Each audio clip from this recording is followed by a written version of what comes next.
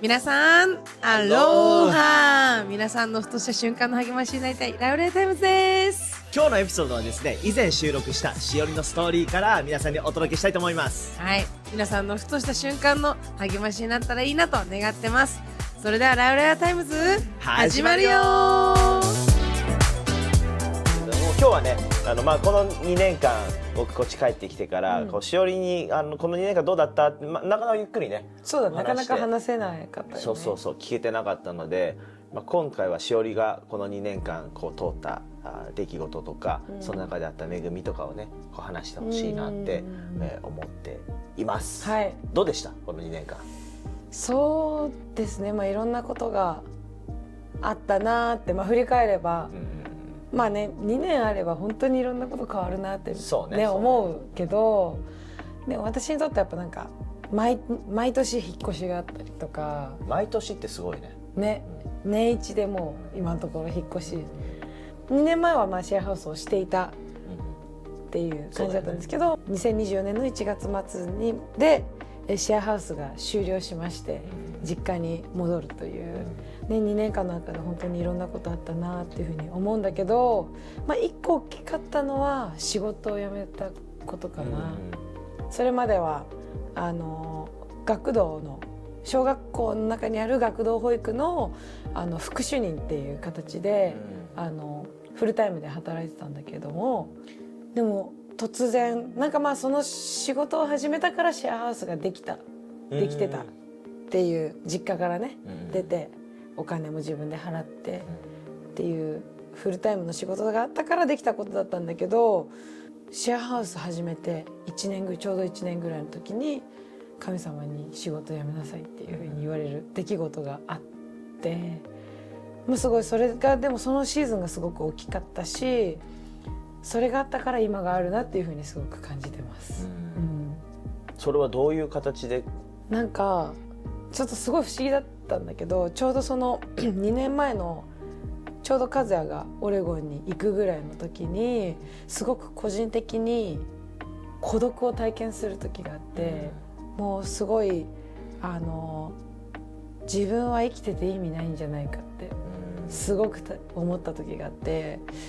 である日の夜それがもうピークに達して、もうこのまま死にたいと思って夜中の2時に家を飛び出して湘南に住んでたので、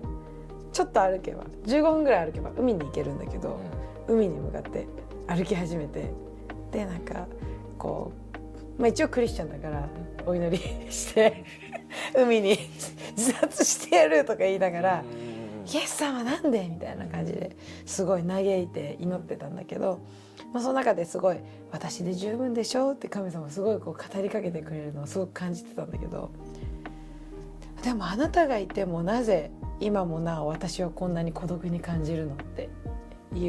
うジレンマの中にあって、もう死んでやると思って歩いてたんだけど、途中で雨が降ってきちゃって顔にめっちゃ水当たってちょっともう帰ろうと思って帰るっていう海に潜って死んでやると思ってたのに雨でよかったけどねそこで雨でギブみたいなそれで、家に戻ったんですよ。でまだそれでも夜中に、でもまだ寝れなくて、もう泣いてもう孤独で死にそうみたいな感じで、その日の夜に私神様もあなたよくね、あなたは一人じゃない、私が共にいるってよく聖書で言うけど、じゃあ孤独じゃないんだったらそれ見してよって、もう今寝るんでイエス様来てください、出てください、夢に出てください、寝ますとか言ってで5分でいいんで、いや1分でいい、いや15秒でいいから神様イエス様あなたが夢に出てきて私がいるよとか言ってくださいみたいな感じで祈ってたら、突然オカリナが出てきて。オカリナ、お笑い芸人。あ、じゃあ、ごめん、楽器の方ね。楽器の方、ごめん。楽器の方ね。いいそうなんだよね、そうだよね、同じね。イッテ Q の出てるオカリナじゃないです。そっちじゃなくてね、楽器のオカリナが出てきて、すごいその神様、すぐ分かったのは神様の手がオカリナを作ってるっていう夢だったの。ででもそこですぐそのオカリナが自分だっていうのも分かって、で神様がすごいこう優しく微笑みながらそのオカリナを作ってるっていうのが分かったのね。でなんかその中ですごい神様が私のことをすごいこだわり持って愛して作ってくれたんだっていうのをすごく感じて、それまでは自分のこの声だったり、なんか声ガラガラだから嫌だとか、すごいいろんなコンプレックスがあったの。なんか外見もそうだし自信がないところがたくさんあって、だからなんか将来私も結婚できないんじゃないかと思って、そういう孤独とかもあったりして人と比べて自分はイナフじゃないって思ってたりとかしてたんだけど、そのオカリナの夢を見た時に、うち神様に愛されて作られてる、こだわり持って作られてるっていうのをすごく感じて、でそれがまたなんかオカリナが吹かれる場所も神様がなんか想像して作ってるっていうのをすごく感じて、こう完成した後に神様はこうやって手にオカリナを取ってこう光のある方にこうやって伸ばしてる夢も見たの。でその時にこれ神様、私がこのオカリナがどこで吹かれて、でどうやって神様のその光、栄光を表すかっていうのをまで計画されてるんだっていうのをすごく感じて、めっちゃ神様なんかすごいうちのことを本当に愛してくれてて、本当に計画生まれる前作った時に全てを計画してくれたんだなっていうのをすごく感じたんだよね。ですごいでもその夢が終わった後に私はなんかいやそういうんじゃなくてあなたに出てきてって言ったんですって言ってコクって寝ちゃったの、その後、で、次の日朝になっちゃってなんか寝ちゃったと思って、結局イエス様出てきてくれなかったけどオカリナは見たと思ってでなんでオカリナだったんだろうと思って、ウィキペディアでオカリナって調べたの、したらなんかオカリナって穴の位置も穴の数も形も作り手のこだわりらしくて決まってないんだって。だからなんかすごい本当に穴の位置も穴の数もなんかそのオカリナオリジナルであって、作り手がどういう音を出したいのかによって全て変えてるんですよって、その土で作られるオカリナはそうなんだって。ですごいそれ聞いた時に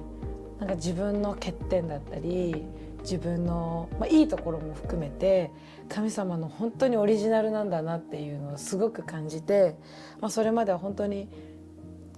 嫌だなと思ってたところとかも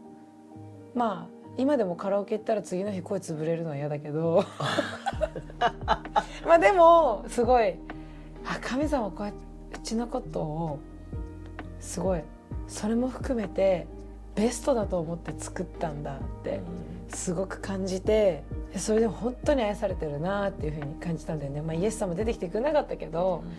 でももうそれだけですごく私にとって十分で、じゃあ孤独じゃないのはなんかすごく分かったと思って、神様一緒にいてなんか孤独だって思ってたけど本当は自分に自信がないとか、なんか根っこのところを神様ちゃんと知ってて、それに必要ななんか夢を通してそうやって教えてくれて、でじゃあ分かったと、とりあえずじゃあ私何して生きてったらいいって生きる意味ないって思ってて死んでやると思ったけど、今神様が私をそうやって作ったってこと分かったから何して生きてったらいいって聞いたら、飯に行きなさいって御言葉がその次の日のデボーションで語られて、その時にはっと神様仕事辞めなさいって言ってるってすごく感じたんだよね。その時仕事辞めるにしても経済的に厳しいし、これから引っ越しして引っ越しの費用3人でみんなで割ろうって話してたけど、引っ越しの費用に70万かかるから、それは私もね仕事辞めたら大変だよって思ってて、でも語られたしそれに従いたいけど、でも実際にいろんな必要もあってどうしようって思ってたけど、その70万も献金が与えられて70万、そこも満たされて、神様やばと思って、本当に必要な根っこを癒してくれて、でまたさらにそこから目的も神様与えてくれて、で目的に必要なものまで神様備えてくれて、もうこれ神に従っていけば一生安泰だってすごく思って、もちろんチャレンジもあるけど、信じたところにちゃんと神様祝福と必要を備えててくれるんだなっていうのをすごく体験した冬があって、今何選択するにも御言葉に聞こうって思うのと、自分の弱さとか見てもすごく神様の愛をそのオカリナの夢で思い出すし、どんなに経済的なチャレンジとか必要なものがないなって思っても、神様絶対与えてくれるっていう、そこの信仰に立てるように今なったなっていうふうに思って、2年前のその冬のその出来事があってから、この2年間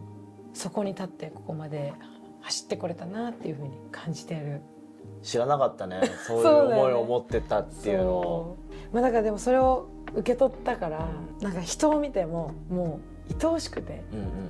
みんなが、欠点あっても、いや神様それあえてそうしたんだよってすごく感じるし、そこから神様の恵みとか優しさとか溢れてるんだよって、土の器って賛美があるけど、賭けのところから、その賭けだらけのその隙間から神様の光がこう溢れ出てるっていうのを本当にみんなにも見れるなっていうふうにすごく感じてるし、